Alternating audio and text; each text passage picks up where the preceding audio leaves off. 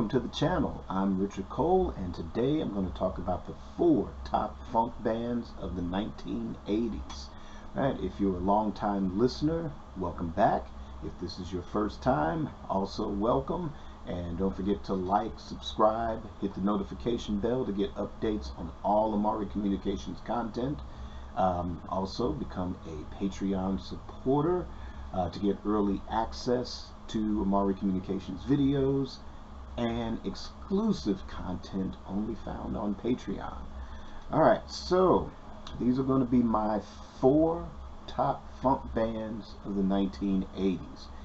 And not only am I basing this just off of personal enjoyment, but their impact on record as well as the stage, also their influence on the funk and future black music, and just long story short, their versatility.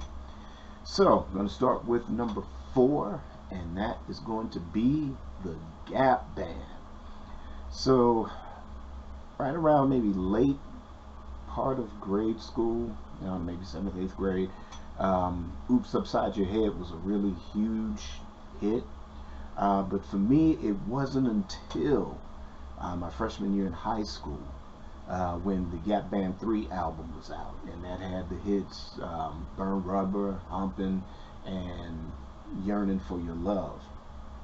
And just the impact on just that album alone is heavy. But that was my first album by them, that I bought by them.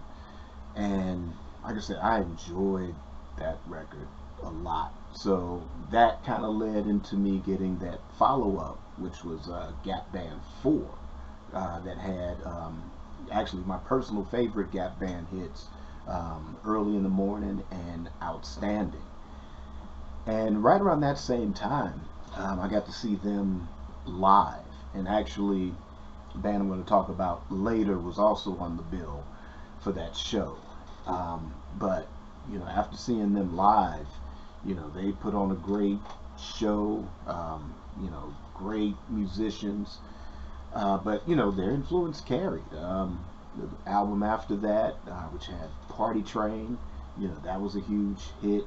I kind of personally lost track of them after that.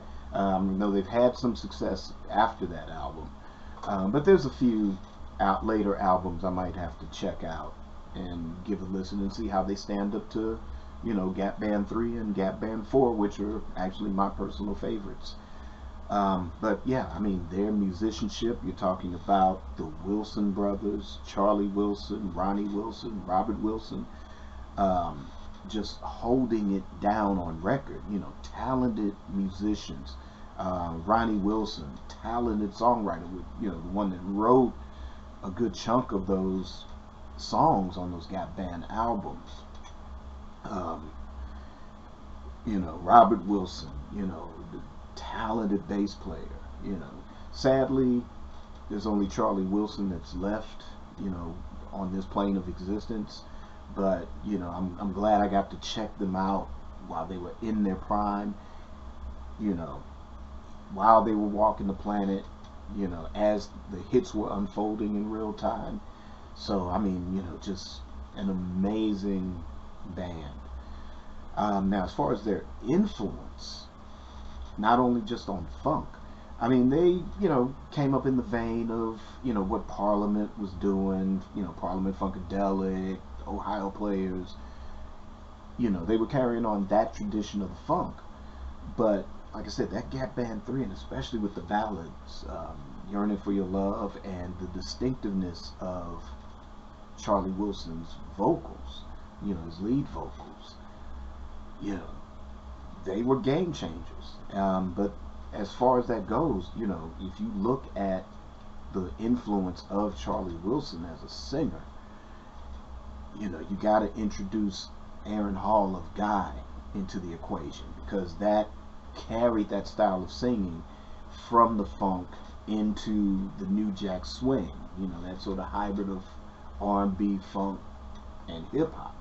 So that style of singing carried over to where something like Aaron Hall with Guy was taking that to the next level. And you know, I know it's kind of controversial to mention these days, but you know, also too, you can't ignore what, you know, R. Kelly was doing, you know, vocally as well. And you know, those two definitely owe their careers to Charlie Wilson. And as far as hip hop, you know, he's one of those legends that, you know, was an influence on, you know, West Coast and some Southern hip hop. You know, whether it's through the samples of the music or whether it's sampling Charlie Wilson's voice, or just the respect as a, you know, an OG R&B slash funk legend. You know, that's, you know, a major impact. So definitely the Gap Band at number 4 for me. But yeah, like I said, if you want to check them out, like I said, for me, personal recommendations, Gap Band 3 and Gap Band 4 is a good place to start, and everything else. And plus, like I said, I want to check out the later stuff just to kind of see what I've missed with those albums. But yeah, definitely the Gap Band at number 4. All right, number 3. This was a tough one. 3 and number 2, but I had to put Cameo at number 3 on this list. But again, you talk about an album, you know, a band whose albums, you know, carried the funk, you know, from the 70s, you know, like the Gap Band from the late 70s into the 80s.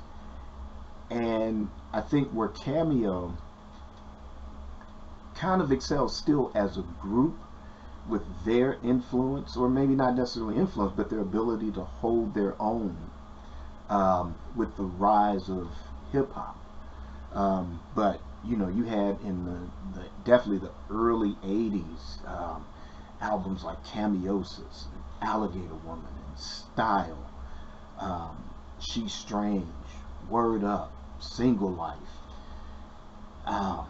You know, just consistent, you know, with their style, consistent with their sound. Even though they started out as like a 15-piece band, the leader, Larry Blackman, scaled it down to 5, then eventually 4, and then I think at one point it ended up being 3.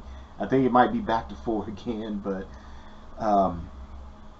again, you know, the level of musicianship, again, all talented musicians and can play, you know, a multitude of things, whether it's guitars and bass and keyboards. But you know, you had stand-ups like Charlie Singleton, who to me is one of the 80s best guitar players. I might have to do a video on the greatest 80s funk guitarists, because definitely Charlie Singleton should be mentioned in that, on that list. But again, you had Larry Blackman, the leader, the producer of the tracks, the writer of a lot of tracks. In fact, him and Tommy Jenkins co-writer on a lot of the group's album, you know, songs. Flirt, Single Life, Back and Forth, She's Strange. Again, Candy, Word Up. Again, you know, just consistent. And I would say in that particular case more so than the Gap Band. But like I said, this is my personal list, you know, based on the criteria, like I said, what they've done on record, what they've done on stage, and like I said, a long-term impact. But again, in the case of Cameo, just as a group, again, as hip-hop between like 84 and 88, those years were sort of like the golden age of hip-hop. Cameo held their own. They didn't try to, you know, conform and have rappers on the tracks. They just did what they did, and they held their own, and they were able to have consistent hits, you know, throughout the later part of the 80s. So yeah, I mean, for me, that's the thing that put them at number 3. So, which goes to number 2. And like I said, this was a close one between Cameo and this group. But what edges out Cameo is the long-lasting impact or their influence, again, on future music. And in this band, I'm talking about Zapp. You can also mention Roger Troutman, but Roger Troutman's the leader of Zapp. He was, he did some solo stuff, but if you even look at the greatest hits, it's Roger and Zapp's greatest hits. But and they're kind of I don't know, synonymous. That's the word I'm looking for. They're synonymous, but I'm talking about Zapp as a whole with Roger Troutman. This was a group I first heard in my freshman year in high school. I mean, just starting high school, and More Bounce to the Ounce was the song you couldn't get away from. I mean, it had a huge impact just right off, fresh off of radio, and it was a game changer and an instant classic. Like I said, I saw them live with the Gap Band, and I can't remember if the Gap Band was the headliner or not.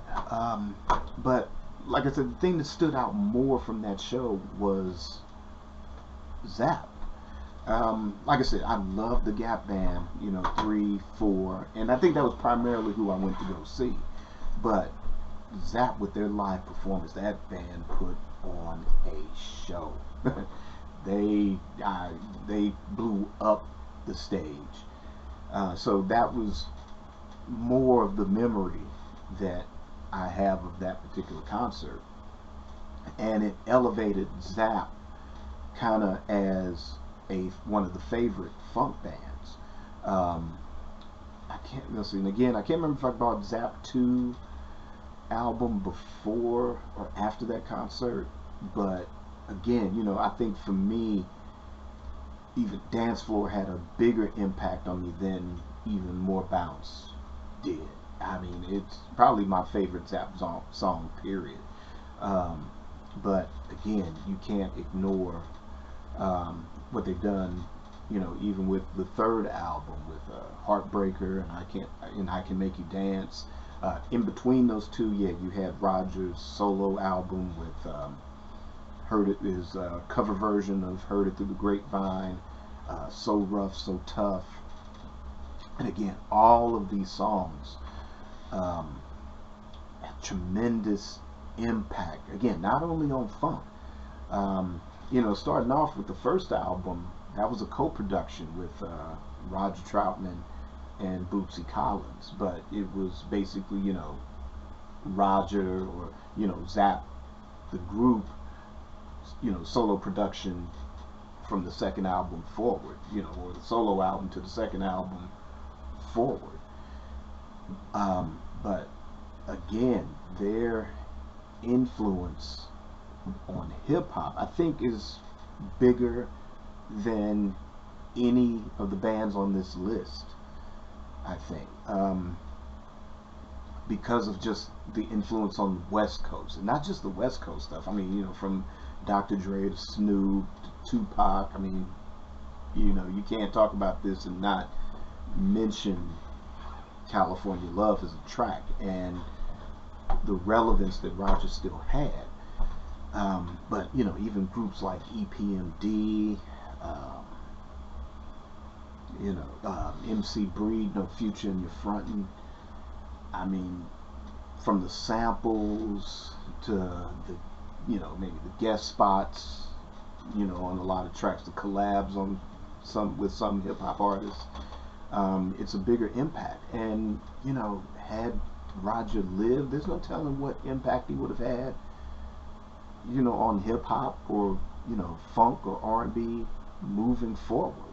Who knows what how much more music.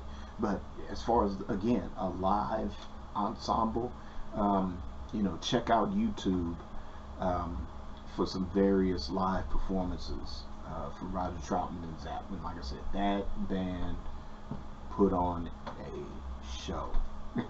And again, it's one of those I'm glad I got to see in real time on this plane of existence. But like I said, that's Zap at number 2. So which brings me to number 1. And that is The Time.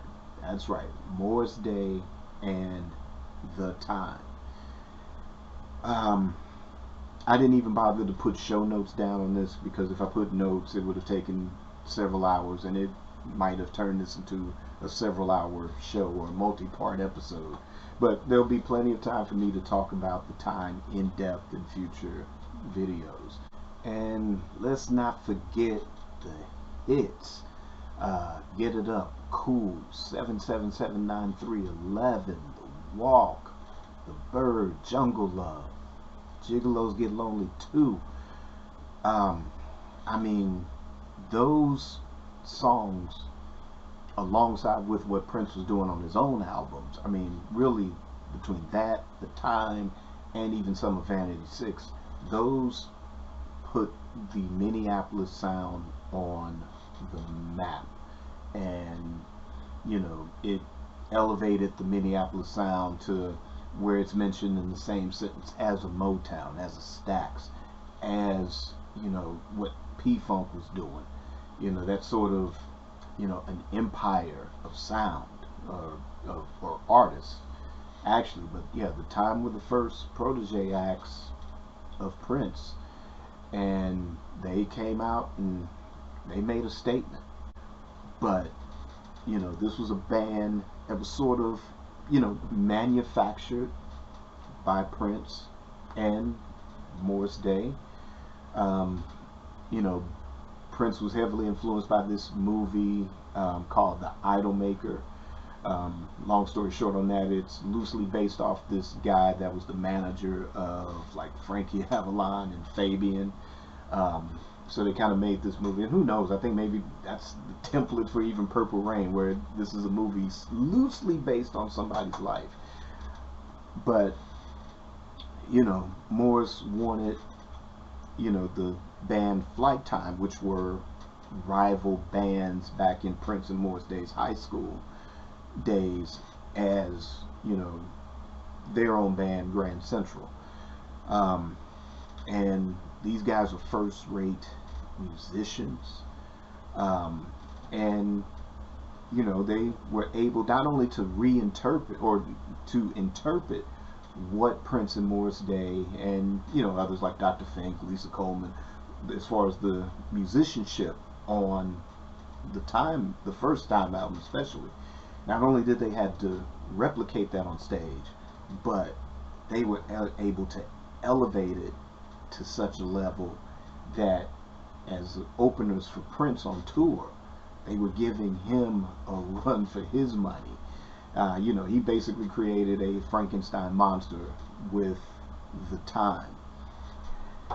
And like I said, even though the original 7 members didn't play on every single track, or virtually no tracks, like I said, in addition to the genius of Prince, you had the drumming skills of Morris Day, which ever since I found out just how great of a drummer he was, he's amongst my top favorite drummers of basically all time, of virtually any genre as well. So you had that, but on stage you had the magnificent guitar playing of Jesse Johnson, the musicianship of Jimmy Jam and Terry Lewis, Monty Moore, Jelly Bean Johnson, and heck, even Jerome, who was sort of like the valet, you know, bringing the mirror up to Morris Day. You know, he's kind of holding it down on some percussion on stage. And this unit, you know, not only becoming a well-oiled machine, became basically greater than the sum of its parts when they were together. And sadly, you know, Prince split those members up, you know, before we got a third, fourth, fifth album out of them. But they were able to reunite quite a number of times and didn't lose a step each reunion. So much so, I'm kind of hoping for, maybe just one more. If not, that's cool. I'm happy with what they've been able to do beyond the first two albums and the first two tours. Um, Hopefully the legacy will be protected to where we can get some reissues, some remasters. But anyway, let's get to their overall influence, their look, their style, in addition to the musicianship. You know, most funk bands had, what we call like the space suits, or they would have some elaborate costumes, and that basically came from the influence of either Jimi Hendrix or Sly and the Family Stone. Which was cool, and it's cool to have a good band image or whatever. But they weren't styles that you could really go out and emulate, as a teenager, But the time they were able to come with those kind of classic zoot suits or 50 style, or 50 style gangster kind of clothes, and that's like, okay, cool. We can go get some baggies. We can go get some Stacey Adams. We can rock that look. We can throw on a tie, and we can replicate the time. We can walk down the street and look like the time. That's cool. But just the influence of the individual members, again, Morris Day, the leader, with the look and the style, again, heavily respected by a lot of the hip hop community. Kind of like as the kind of the play a pimp role. Major influence there. Again, Jesse Johnson, one of, again, the greatest guitar players, not just of the 80s, but to me one of the greatest guitar players, period. Should get more attention, and his albums, especially his later ones, deserve more attention as well. I'm probably going to devote some videos to that as well. But the band itself influenced like on bands like that came later, like Fishbone, those type of bands, Tony, Mint Condition. The time is sort of that template for those bands.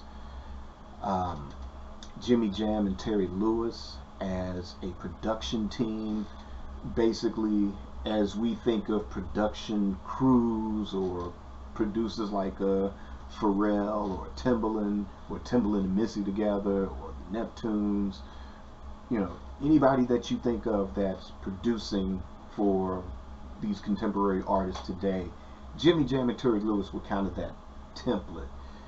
Before you had producers like George Martin that kind of primarily stuck with the Beatles, you had Quincy Jones doing phenomenal things as a producer, but it was still the artists. Jimmy Jam and Terry Lewis to me were like that first. I mean, I can go back and we can talk about people like Lieber and Stroller and Goffin and King and producers like that, but where the producers almost literally became the star, they were kind of that template. Like I said, how we think of producers and production teams today, Jimmy Jam and Terry Lewis was that template. More so with starting with their work with Janet Jackson, I think. That was that beginning of that, to where you started to get an LA and Babyface, and then, like I said, Teddy Riley, and then after that, your Timbaland and Missy, and then your Pharrell and Neptunes, and like I said, different production teams. So that influence on, again, not just funk, but R&B, hip hop, and pop. Those are major influence, and all from the wellspring of that band.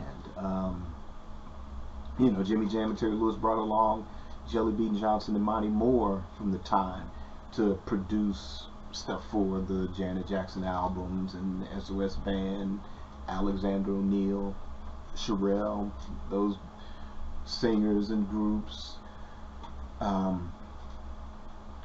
Was that get the Human League over on the sort of pop and new wave side of things.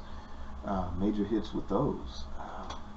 You know, like I said, I can talk hours about the time, and like I said, I'll devote some videos, you know, talking exclusively for the time.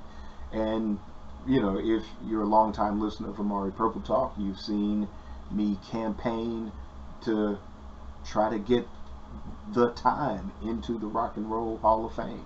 Actually, all four of these bands are deserving for induction for the Rock and Roll Hall of Fame. But yeah, but that's the list. So the Gap Band, Cameo, Zap, and The Time. So which one of those bands are your favorite? Do you have a favorite band, or those in your top four? And if so, what are your favorite albums by those groups? Leave me a comment and let me know your thoughts. And that is going to end this episode, and I will check in again with you guys next time. Don't forget to like, subscribe, hit the notification bell, become a Patreon supporter, and until then, create your day and create your life. Peace.